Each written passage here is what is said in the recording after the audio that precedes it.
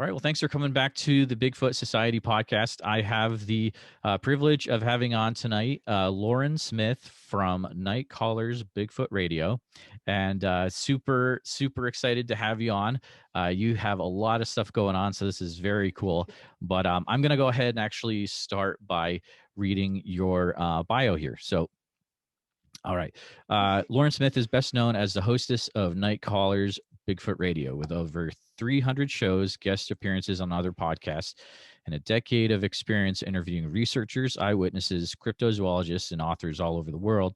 Lauren has become a recognized favorite in the Bigfoot community. In addition to being the daughter of one of the pioneering female Bigfoot researchers in the United States, Lauren has done field research in multiple states for the past 20 years. In October of 2020, Lauren founded Nite Callers Productions, where in addition to her own show, she's producing Weird Realities, a podcast that dives deep into all things strange and mysterious. Soon you will also be able to check out Lauren's latest venture, Planet Fear, which is she will co-host with Matthew Knapp of Bigfoot Crossroads fame. Along with being a full-time mother to her two boys, Lauren works as a conference and event planner, merchandiser, and manager of the Keith Crabtree Falcon Monster franchise. Yeah, sorry, I'm notorious for mispronouncing words, so hold on. And we're podcasters. Yeah, I know, it's weird. You can catch Lauren on Nite Callers Bigfoot Radio live on YouTube every other Sunday evening at 8:30 p.m. CST. Nite Callers Bigfoot Radio can be found on your favorite podcast formats for your listening pleasure on the go. If you'd like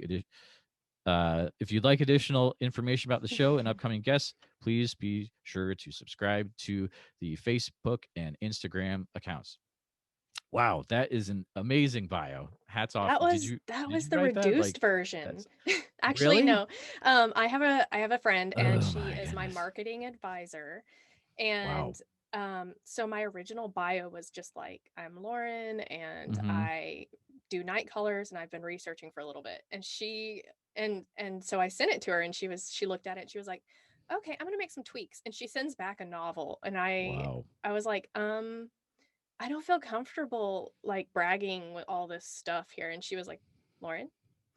And she just had this like come to Jesus talk with me. And she's like, okay, totally. Yeah, no. She's like, you need to be able to toot your own horn. And I was like, I'm not good at that. Like, I'm still to this day not good at that. So, but anyway, so she rewrote it for me and put all of my accomplishments in there. And it is a lot. And I should be proud of them. And I am. But, it's a lot. I mean, I've listened to a few of your interviews getting ready for this because so weird thing is I hadn't really run into any of your stuff at all. And like, keep in mind, I've really been only doing this since like I'm less than 50 episodes in, I think. But most of my stuff is like from Instagram. And you have like a big YouTube presence, right? Yeah. So like, there's all these YouTube accounts with Bigfoot, and I'm like, who are these guys? This is crazy. Or like, who are these ladies? And like, it's really good. And like, your interview, I was listening to your interview with Cliff Berkman today, and I was like, my goodness, this is really, really good. So hats off to you for what you do. It's very cool. That was probably one of my favorite shows, just because I was so nervous. I thought, because I've met him in person, and I hung out with him and talked to him. Oh, really? And we were around a bunch of people, and he was just, he's kind of, and he lets like, he's an introvert. And so he just kind of like kept to himself. He was just kind of like, hi, and just didn't say much. But on the show, so that's what I was expecting on the show. So I get on there, and I'm like, I have these questions to like pull this information out of Cliff, right? I worked hard. Yeah. And he gets on there, and he's like this like huge personality, and he takes the laptop and he takes me on a tour of the museum, and I'm just like, what is going on? It's my favorite interview just because of it was unexpected, and he was a great interview, and he gave so much information. It was great. He really did. So listeners, if you haven't listened to that, you need to go listen to the Nite Callers Cliff Berkman interview to start with. It's very good. And Doug Highcheck was great. Oh, he was Monster Quest, right? From Monster Quest. He's the producer of Monster Quest and Legend Meets Science. And he was another one that I guess you just you think they're going to be a certain way in your head, and then they come on and they're just so cool. Doug was like, hey, here's my number. Just call me and we'll chat about this and this and this. And that's really cool. What? It just blew my mind. So, Lauren, where's your base out of? So I am out of Tulsa, Oklahoma, Oh, cool. but I Okay. research mostly in Oklahoma, Texas, and Arkansas. Interesting. Okay, so western eastern Oklahoma or Southeastern Oklahoma okay. is where I normally research. I'm actually from southwestern Oklahoma, which most people think of that as prairie land, Mm, prairie or desert land, and there actually are sightings down there. So wow. I know That's crazy. I always grew up and I'm like, where? Where would they go? Where would they hide? Like, there's Well, nothing here, yeah, but there's a right. lot of And caves and stuff like crazy. that. Like I'm from central Iowa and I'm like every once in a while I remind myself I'm like, yeah, there's stuff out here. It's not all cornfields. It's like, Yeah, it's yeah. northeast Iowa has the crazy state parks. But um man, tell me about your history because I'm very interested about that. About how in your bio it says you've done field research in multiple states for the past 20 years. Hmm. Um, and so it seems like you have a big family history going on, and I'm curious about that if you wouldn't mind sharing. Oh, no problem. I'm actually again, Heather had to literally open my eyes to Mm, my past and how great it is mm-hmm. because okay, so I grew up my mom what is a Bigfoot researcher. So she's one of the veteran female researchers. Okay. She started this, 20 years ago. Wow. And so I grew up going out into the field with her, going on expeditions and listening to talk shows, listening to it was actually Pal Talk back then. And so it was like a chat room forum. Okay. And all the Bigfoot researchers would get together in Pal Talk and they would talk and then they would be on these forums. And I actually helped her collect evidence out of the field. I helped her put together this database of sightings based on moon phases. And I was like Whoa, that's 12 or cool. 13, I guess, when I did that, helped her with that.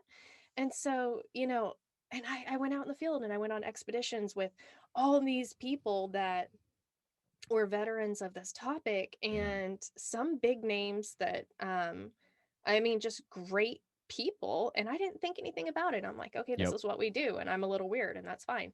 And then I talked to Heather and she was like, yeah, girl. Um, she said, how many times a year do you think you went out? And I was like, I don't know, maybe like two or three, because for a lot of it, I lived at my dad's house. And she was like, Okay. so two or three times a year, let's just say for the past, 20 years. She was like, she said two times a year for the last 20 years. She said, you've been out a Wow. lot. And she's That's a like, lot. Yeah. so That's a lot. doing it that much and then think about, people, she said, you've been out more than a lot of the researchers that are in the field now. But I Totally. didn't think of it that way. It was just like, that's just what we did as a hobby or something. Mm-hmm. Um, anyway, so I learned a lot from her.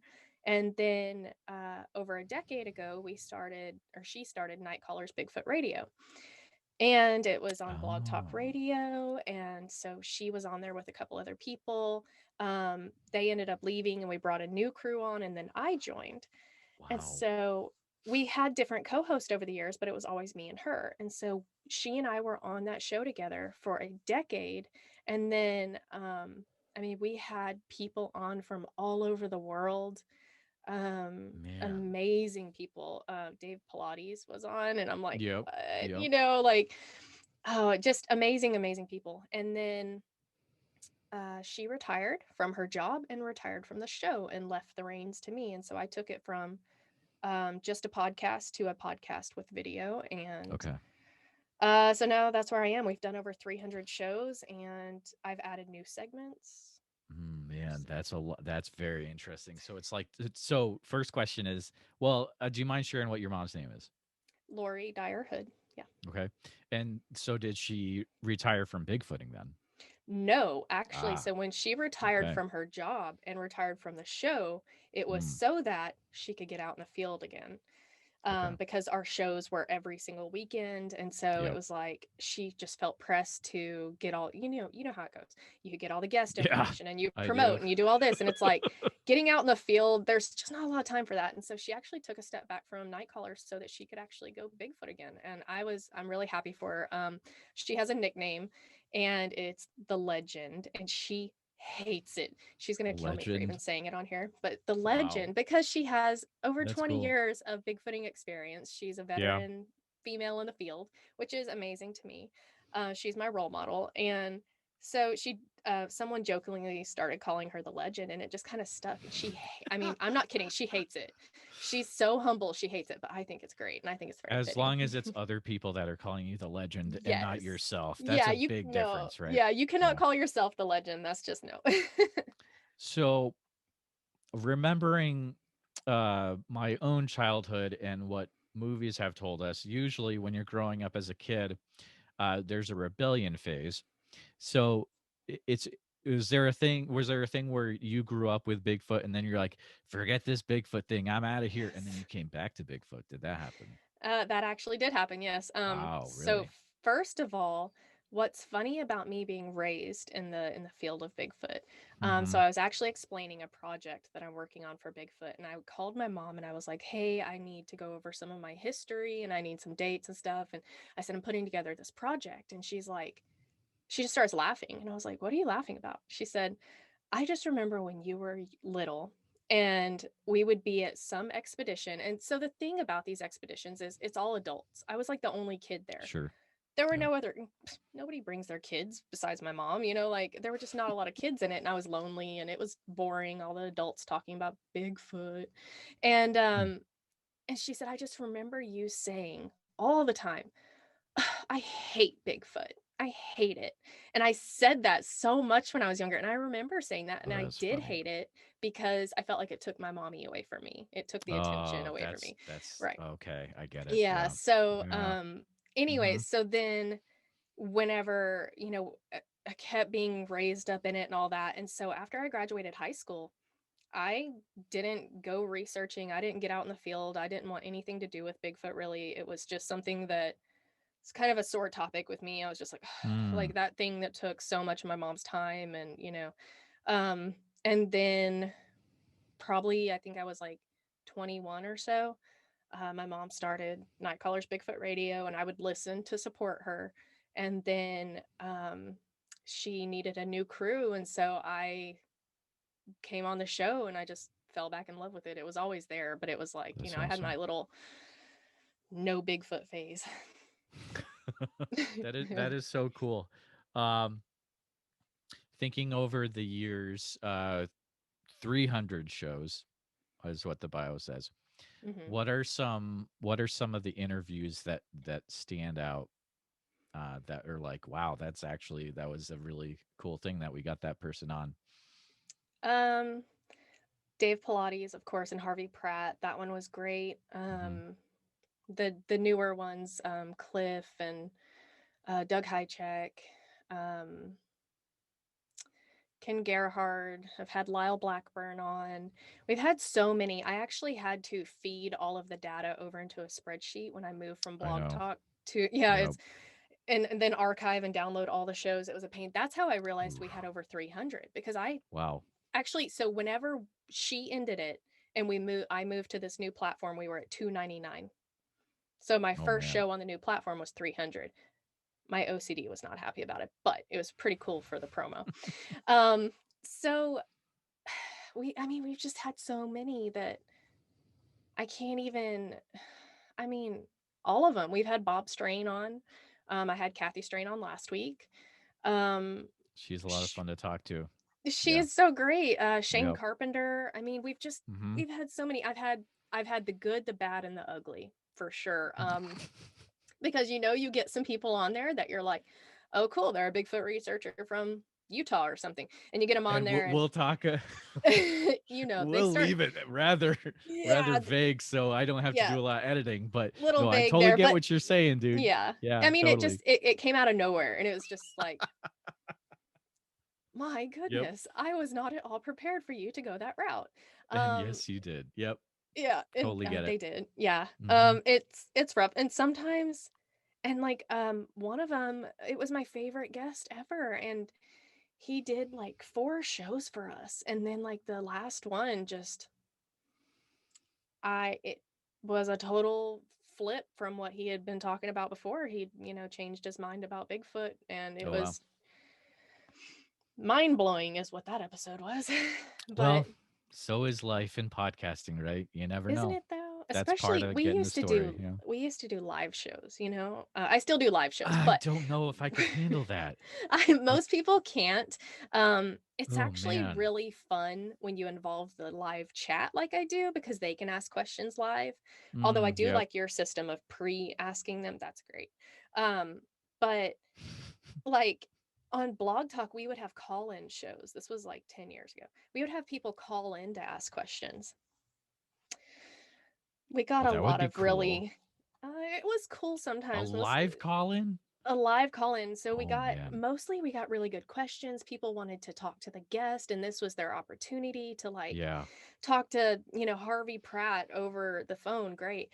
Except when people would call in and they would start giving an encounter story, and then at the very end they would say something very inappropriate Yep. about Bigfoot's Yep.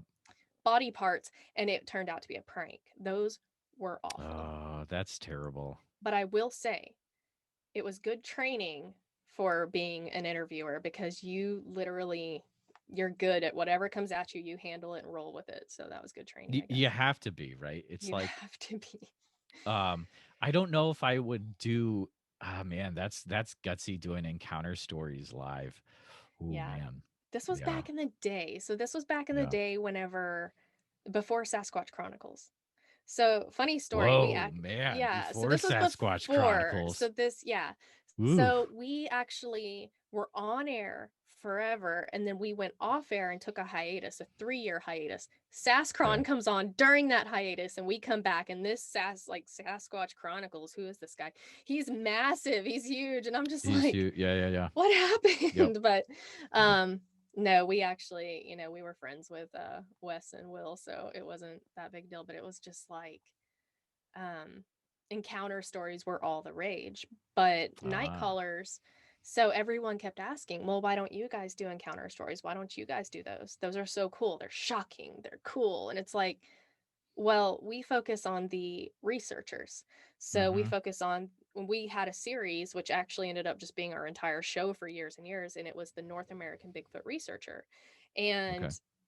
to me, those are witness encounters, Hmm. right? I Sure, mean, yeah. they Yeah. all have encounters of some kind. Yep. And so we interviewed researchers exclusively. We didn't have encounter stories on there besides theirs. Wow. Tell me more about how the moon phases play into. You mentioned that there's something to do with moon phases, or you kept that data. Is We that something you did. can share? I wish I still had access to the data. I don't even know what happened to it. But I will say that our findings at the time, now this was 20 years ago.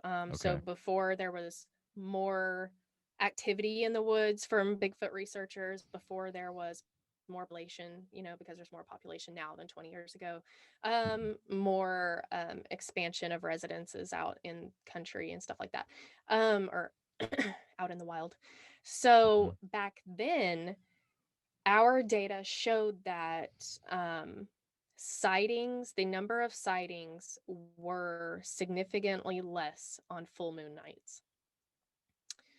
So Really? on a new moon or a quarter moon, that's when we had the most sightings. But it was not during a full moon. There Wow. was just not many at all. And so I've actually like Okay. always kind of had that in my head, because you have to think, like, being raised up in this, it was like this was my education. And so when I Hmm. go researching, I have this data bank of information that I use while I squatch. And so when I'm Yeah. out there and it's a full moon, I'm just kind of sitting there like, nothing's going to happen. And everyone's like, Exactly. I've heard a lot of sightings during the full moon. And I'm like, okay, well, based on the data 20 years ago, like, this is what I know. So this is what I'm going to use. But Did you ever come up with any ideas of why that would be I mean, that is just so interesting. I mean, more Never heard visibility, that. Yeah. of Okay. course, Makes sense. there's Yep. more Yep. visibility. So therefore, they're not going to be as, there's not going to be as much movement. They're not gonna be as mobile, I guess. So that would be my theory. This is again just my theory. Like nobody knows everything, nobody knows all the answers, but just in my opinion, I feel like when it's a bright moonlit night, like, yeah, it would be awesome to see one and, see the moon reflecting off its fur or see a face or see a shadow move from tree to tree. That's always my dream. I always stare at the trees and I'm like, man, just walk across one time. I will pay you cash money to just walk from that tree to that tree. Like You are Patty. the best. You Come are on. you're the best. Like that is so funny. Yeah. But that's Yeah. why I love like the internet because it's like Hmm. um Kathy Strain had this story about like when she used to be she was in Bigfoot and then she found the internet and then it's like all these Yeah. other people and you're like, oh, there's other people that think the same way as I do. This is Yes. amazing and kind of weird. It's Yeah, so cool though. yeah. I mean, oh yeah, she's Kathy's great. She actually she kind of had a role in shaping how I research as well. Oh, So really? I'm a big fan of female researchers. Like Yeah. I'm very supportive of all of them. I believe in boosting them up. Mm-hmm. And so my mom raised me. My mom was like fearless, right? She would walk out there. If they were throwing things at us, she would walk over there and check it out. I mean, she was just so fearless. And I was a chicken. Okay, I was like hiding under the seat in the car, terrified, begging my mom, Mommy, can we go? Can we go? Well, so I was raised by that woman who has no fear. And then Kathy Strain, I remember when we were interviewing Bob, he actually told us a story about Kathy, which she actually told me again on this last show, and I remembered it, where she sees a Bigfoot and a juvenile, and she sees it and she points it out. Look, they're right there. And she takes off running after them. Yeah. And Yep. that just always sat with me. And at the time when I heard it, I was like, oh my God, I would never. But now, after researching the past few years, my whole, um, I've had a shift of attitude to where I'm like, I Mm. walk out in the dark woods right now without a light. And I just like, all right, well, let's go find Bigfoot. And I walk off by myself. And I'm just Oh like, if it's my going to happen, it's goodness. going to happen. And I would be that one that chased the Bigfoot. And I'm just like, when Uh, did this happen? And I told my that's mom, funny. I said, you scared the stupid out of me. Or you scared the fear out of me, I guess, not the stupid. You scared the fear out of me. I don't have any left. What did you do to me? It's weird, right? Because it's like I'm not sure. So the huge difference is like, so I'm going into this. I started this because I've always been in. Pretty much, I wanted to ask people in this field Hmm. and people doing weird stuff like questions I wanted to ask them and get their story right. Yes. I have not gone to actually um, on an expedition Okay. yet because Right. I started this during pandemic, whatever, Right. Yeah. and also very busy. But it's like there's a push where it's like there's certain people that are like, dude, if you come out here, I'll bring you here, and you're like, man, that would be crazy. Like, because part of Yeah. me is like, yeah, you can have all this knowledge, but like at the end of the day, like, okay, let's say you're in the field and you do get across Sasquatch, Hmm. you gotta be prepared for that. That's like grizzly bear type stuff. Like it's Is a big animal, definitely. right? I always tell Yeah. my mom, because I've been doing this for 20 years and I've never had a sighting. I've had experiences, Okay. but not a sighting, right? And it's very frustrating because my mother has had, I think, 5 sightings again Oh over wow. 20 years. So everyone's like, that's Yeah. an awful Yeah. lot. Sure. I don't know about that. And I'm like, well, okay, 20 years. Let's say she went out in the field 10 times a year for 20 years and she had 5 sightings out of that. Okay, she put in her time, her due diligence. Mm-hmm. She's Yep. rewarded with the sightings, whatever. Most of them were dumb luck, honestly. All of them probably were dumb luck. So me, I've been doing this for 20 years, actively probably for the last 5 years or more. Okay. And I haven't had a sighting. I'm like, it's like being the daughter of a famous basketball player and really sucking at sports. Like it's rough. That's funny. It's rough. But Yep. Yep. um but yeah, I always tell my mom, I'm like, I keep saying like, oh yeah, I can't wait to have a sighting. I can't wait to have a sighting. It's like, what am I gonna do with it when I catch it? Honestly, I'm like a dog chasing a car. I I feel like it's gonna be bad. I think a lot of it is like really just chasing the truth, right? It really It's like is. It really is. once you start looking and you realize, and man, this could be applied to any X Files episode topic out there, but Absolutely. it's like wow, there's all this stuff, and I never heard about this growing up, and now like someone has to figure this out. And Mm-hmm. it's like I think there's a certain personality that is like just like it's almost like a rabid dog, like I got to figure it out. Yes, yeah. It's Yeah. crazy. It's, I'm a believer, and I've been a believer for Mhm. years and years, but I want to be a knower. I want to be an experiencer. Oh, And totally. Yeah, yeah, yeah. that's my goal. And then in the meantime, I research, I look for it, I look for data to prove that it's real, stuff like that. But Mhm. ultimately I just want to have that encounter. That's awesome. Yeah, totally agree with that. Um, is it just you doing the do you have like a backup team doing stuff as well? Because I'm gonna Um, feel really bad if you just say it's you because you do a good job. for, you mean researching For or for like the show? sorry, for like Okay. the show and Oh, everything okay, like okay, that. okay. I mean, okay, so I have Heather. She is my marketing girl, so she Oh, just right. Yep. basically she Yep. helps me come up with just all my promo stuff. Like she helps Okay. me with all of that. Like basically, so she shares it on Twitter, and then she helps me to figure out my next steps and Ah, my that would marketing be nice. plan. That'd be nice. Yeah. But as for the promo and the segments and everything like that, I pretty much do it myself. Good for you. Um, but I will say I have a great moderator team for my chat, my Mm, live chat, yep. and I have a Yep. great moderator team, and they're every Sunday or every other Sunday night live. Mm-hmm. They come in, they hype up the chat, they welcome everybody, make everybody feel really welcome. It's not cliquish in our chat.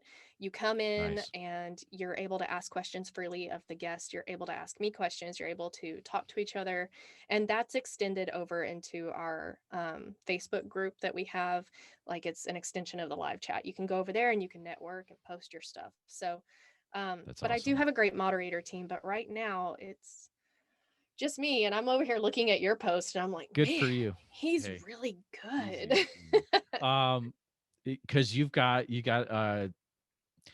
so you've got two boys, which is Yes, awesome. Like you have the video where you're interviewing your kid. I still have to that's a new watch segment. Yeah, the whole that's a thing, new but segment. which is really cool. But man, hats off to you. You're very busy mom, and you're getting a lot of stuff done. That's really cool. It's Yeah. insane, honestly. It's I quit my job in April of last year, and due to COVID, I decided I was Okay. like, you know what, I want to just go back to school full time and take care of my kiddos, right? Mm, yeah. Family's important. I learned that Yep. more than anything last year, and so I did. And then Oh at wow. the same time, I was like, well, I'm going to take Nite Callers to the next level and move to a Totally. different streaming platform. That'll be cool. It launched into this massive thing, and now Hmm. I started a business, and It's so really what you do. Yeah. it's what you do. And so I Yep. tell everyone, because they're like, well, you stay home, so you have time. And I'm like, That's funny. I have no time. I said I traded a 9 to 5 for a midnight to midnight as a content creator, and I don't regret it at all. Honestly, I've never been happier than when I'm creating content versus being in that cube with it sucking the life out of me. Oh boy, I could say a lot about that, but good for it's you. Good for you it's to be in that great for spot. That's some amazing. people, but it's not for Yeah. me. So I'm happy to have found my path. And Yep. so I did Nite Callers. I launched um well, I joined Matt Knapp, and we're doing Planet Fear, which is a true crime paranormal show. It's a podcast once a week. Okay. Um, I produce Weird Realities now, which is a show that Hadley and Gracie do, and it's also on YouTube. And they do all the weird stuff, so like remote viewing, RH Oh negative blood geez. factors. Like they do a Yikes. lot of stuff that's like really over my head. And she's like, Yeah. "Hey," she's like, "Yeah, so she's like, do you want to be a guest on the show?" And I was like, "You guys I are too don't smart know. for me. I don't think so." but um, but yeah, we do a lot. And then Keith Crabtree. So I love Keith Crabtree. He's like a grandfather to me. But so the cult classic film Legend of Boggy Creek. Of course. Um, Keith is the Falk monster. He's the Bigfoot in that movie. There's actually two people that Oh played yeah, that yeah, Bigfoot, sure. and Yeah. so he's one of them. He's not the one that grabs Bobby Ford out of the bathroom, but he is the other one. He's the one Nice. in the woods. And so I actually met him and just, camped out with him. And then he asked me to be his manager. And so now I manage his franchise, and we plan events together and have campouts and expeditions and events and stuff like that.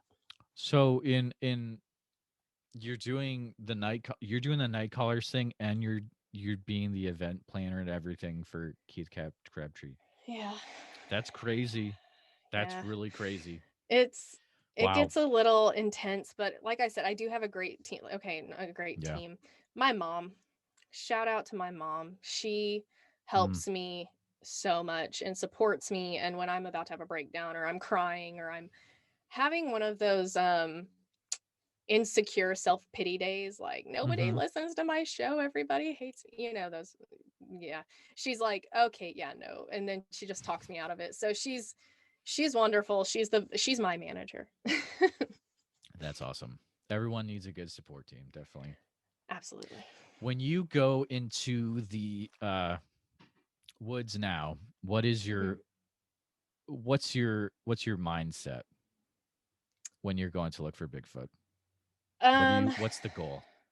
I mean, the goal is to have a sighting or an experience. Mm-hmm. Well, that used to be the goal, honestly. So the past, because I hit it hard, I was gone like every weekend, and I was just all over the place and in the woods and researching and camping and all that. And then it got to the point where, because I love nature, I'm an outdoor girl. I go Okay. hiking, I go camping. I've done, solo campouts. I love it.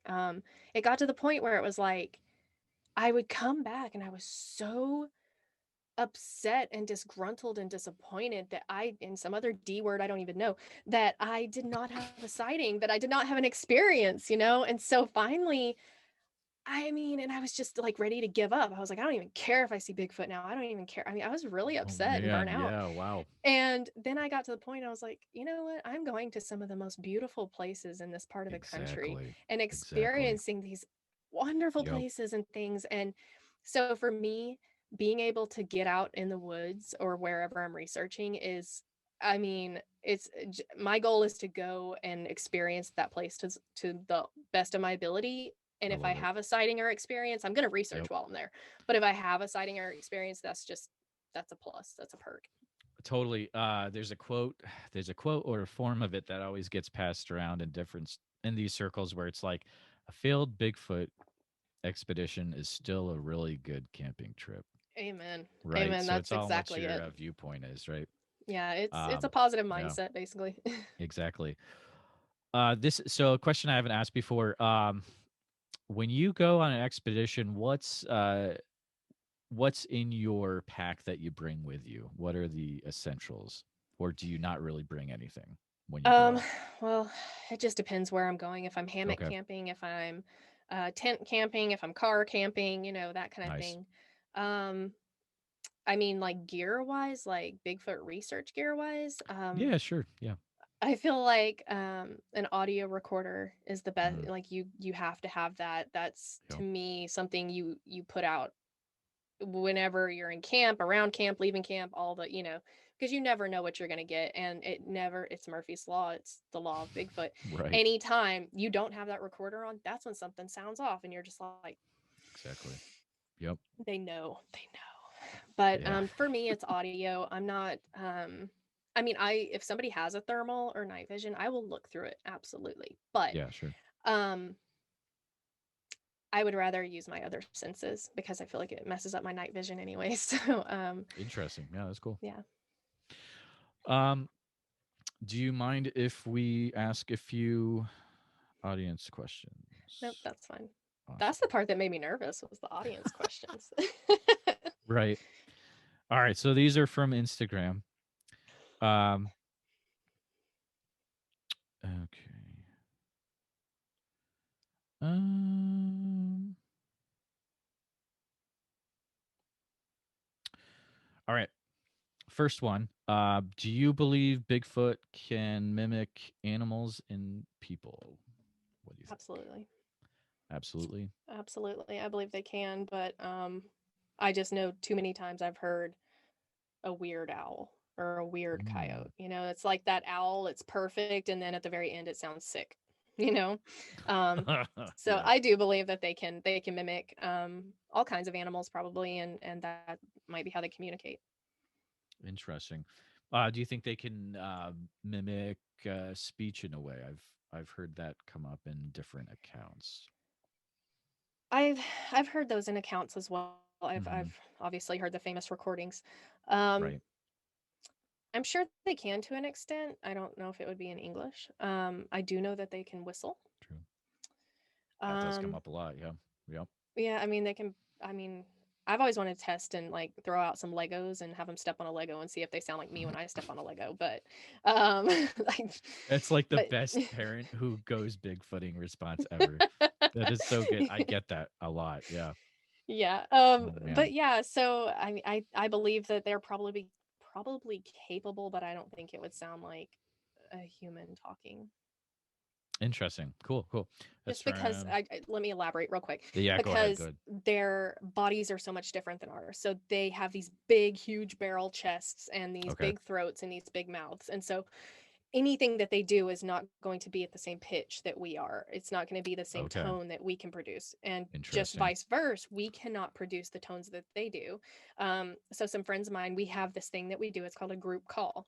And we Okay. stand on, the side of a ridge down, the fingers of the ridge. And we do this group call where the deepest, biggest one of us starts off, oh, and then the rest of us join in until we're all doing it. And it always gives me goosebumps, but it That's awesome. produces this deep multi-tone call that, I mean, Mm. it's like a bass speaker. And that's probably 4 or 5 people, and that is the only call I've ever heard that is anywhere close to what I've heard a Bigfoot do, or Wow. allegedly heard a Bigfoot Really? do. And Oh so man. it takes that much lung capacity to Yeah. equal one Bigfoot. i don't Wow. I just personally don't feel that they will sound anything like us, because they have they're big everywhere, That's not just super their feet. smart. That's like crazy smart. Like, is there a recording of that exists somewhere? Yes, yeah, There actually, is I on could your YouTube channel. I probably should put it on my YouTube channel. Why wouldn't you? Like that I will sounds put really it on cool. my Instagram after the show airs, Awesome. and I will Cool, cool, tag cool. you in it. Okay, thank you. I would love to hear Absolutely. that. That was Cash Valley underscore Bigfoot. Thank you for your question. Thank you. Um, two from Mr. Greg from Patreon, or all the weird on Instagram, all dot the dot weird. Um, let's see, which one do we want to do first? Let's do, what would you do if you came across a mortally wounded Sasquatch? That's a great question. It It is, is a yeah, great it's question, and intense. Yeah, it's intense, but I'm glad that you asked, because I mean, it makes you face the reality that that could actually happen. exactly. Um, I mean, because like just sitting here in this chair, I'm like, oh, that would be awesome. I get to see a Bigfoot. But in reality, I mean, it's a wounded creature for Right. me. Yeah. Yep. Um, Probably I would just, okay, literally, I thought about this when you warned me earlier. I would drop down and just kind of like gauge the situation. So I'd probably drop down like into a squat, gauge the situation a little bit, Yep. see if it's volatile, see if it's, Mm. how close it is to passing on. Probably inch closer just to see. Oh, before all that, I would look around, make sure that we didn't have like a, Yeah, could be a setup. yeah, there's a Could be setup, like or there's, Velociraptor type yeah. setup from Jurassic Park. You gotta Yes, be they're careful, clever right? girls, I tell They you. are clever girls. But I would definitely look around. I'm always aware of my surroundings anyway, but I would Of gauge my course. surroundings a little bit. And then squat down, kind of get close, see just how it was acting. Um, Based on the response, if it was just really, I mean, you said mortally wounded, so if it was just, in pain and agony, I would put it down, of course. Um, that's what I would do with any animal in that situation. That's just, I would not be able to just Yeah. let it suffer. And then, from there, realistically, I mean, it is a specimen. Um, it's a specimen that we could prove this topic with. So Yeah. it's kind of like being handed a gift, and I didn't have to, well, I mean, looking in the eye, but I was putting it out of its misery. So it's actually kind of like your guilty conscience isn't going to haunt you as much in that situation versus you're looking in the eye and it's looking at you behind a tree and you just pop it in the head. That's awful. So I mean, I just don't know if I could do that. I don't. Oh But my yeah. God. I know. I'm sorry. You can edit that part out. No, no, I'm leaving it in. But It's rough. I mean, that's a good It's answer though. That's a good answer. yeah. And then, well, I don't want to tell the rest of my plan because Big Brother. So okay, fine. So I have a plan. I would remove one of its fingers and leave the body there, and Okay, take Jimmy Stewart. and then take it home and hide it, and then yeah, buy a burner phone, call my friends, let them know. I love the Seriously story though, where yeah. it's like Jimmy Stewart smuggles the Yeti finger from Tibet back to America. Back in, I have you mean, heard that one? Oh man, it's crazy. but think about it. Like, I can't throw a Bigfoot over my shoulder, and there's a good chance when I get back to it with help, it's gonna be gone. So. Although, Lauren, I'm pretty sure if anyone could, it would be you. You could just throw the Bigfoot over your shoulder and go for it. You Like, know what? The adrenaline would be pumping at that point. I did not want to meet up with you in a dark alley. But yeah, it's a good answer. All right, let's do Greg's second question. What are the top 3 locations for squatching on your bucket list? Yes. Okay, so the Pacific Northwest, of course, and Ohio. Okay. I have a third one. I do. I just Mississippi. I really want to go to Mississippi or down on there and do that. I went to Kentucky to research. It was wonderful. I would go back all the time if I could. But yeah, I've never been to Mississippi to research, so let's do that. I hear they have. I haven't really looked into that. Yeah, that would be interesting. The only thing about Mississippi is I hear that they have other cryptids there that I'm not down with. So they have a lot of canine cryptids there that like Dogman and stuff. Yeah. I guess would that be? I wonder if that'd be more like Rougarou. I think that's Louisiana-ish, but yeah, Louisiana's more Rougarou, but canines, no. Yeah, they have in Mississippi. There have been reports of Dogman. There have been reports of were-hyena type creatures, hissing creatures. I know. Man, just give me Bigfoot. I can barely wrap my mind around that. Like, we're getting weird. That's awesome. That is awesome. What's the goal for the future with Nite Callers? Where do you want to take it to? Oh gosh. Yeah, right. I know.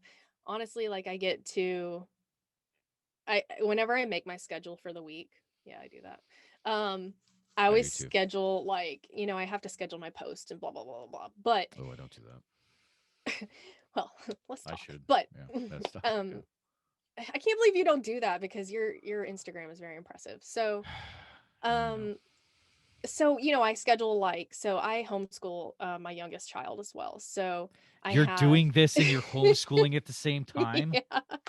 He's 4. So it's pre-K dude. homeschool. It's pre-K homeschool. Yeah, but still. Oh my goodness. I sent the 8-year-old back to school. Like we got to the point where I was just like, look, I don't think I'm a good teacher to you. And he was like, I'm trying. And I was like, it's not you, baby. I just can't. Like, I am not okay. No, that's good that, I mean, I went through homeschooling, so I get it. Yeah, it's a little kid. Yeah. It takes up a lot of time, which is fine. At the time was fine, but I just didn't feel like I was giving him the right education, the best education that I could give him. For also, realizing that.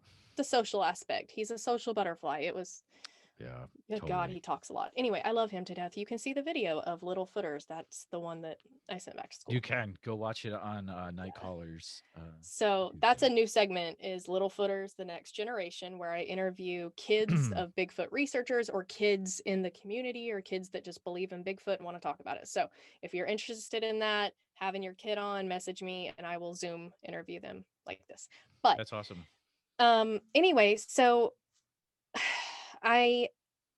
whenever I do this, like I schedule, I have to work, which is Nite Callers, but it's so much fun for me that so I'm doing what I love and hopefully will be paid to do what I love. And so, I plan to launch a Patreon for Nite Callers Bigfoot Radio, and in doing that, I will be launching even more new segments. So Very cool. you'll get additional content when you sign up for the Patreon, among other things. That is and awesome.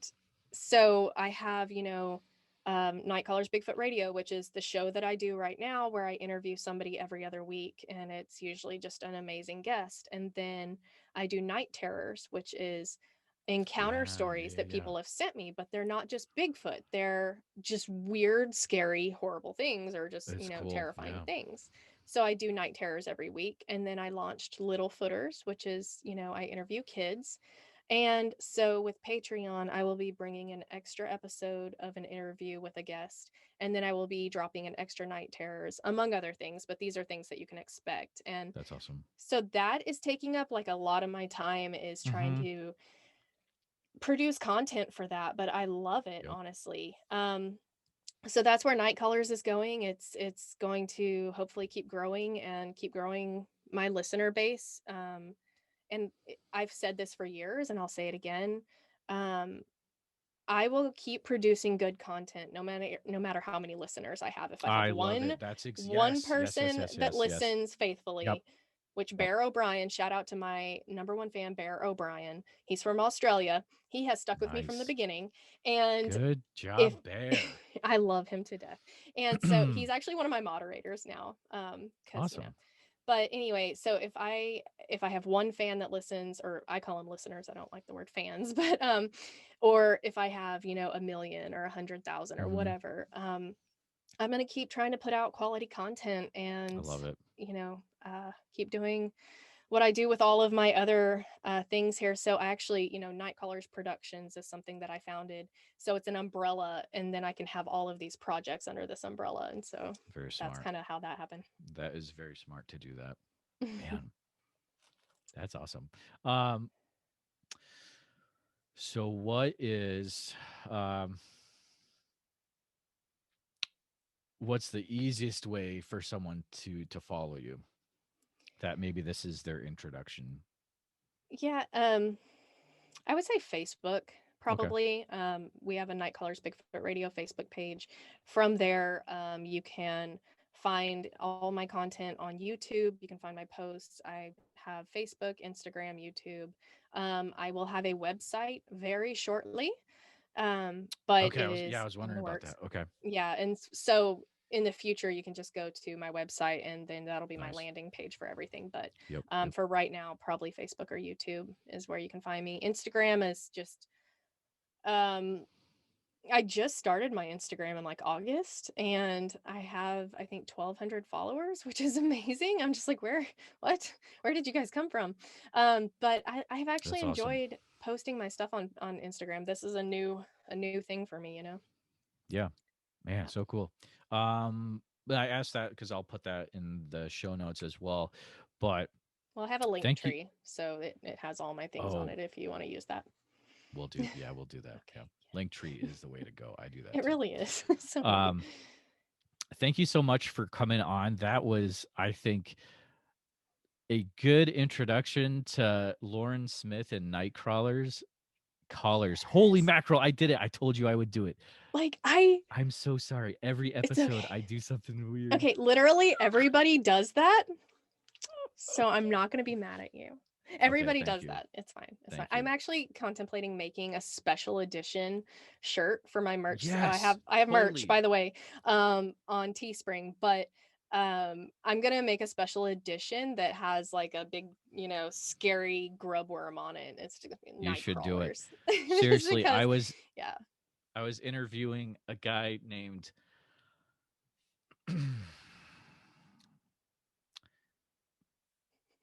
Danner, and I called him Connor.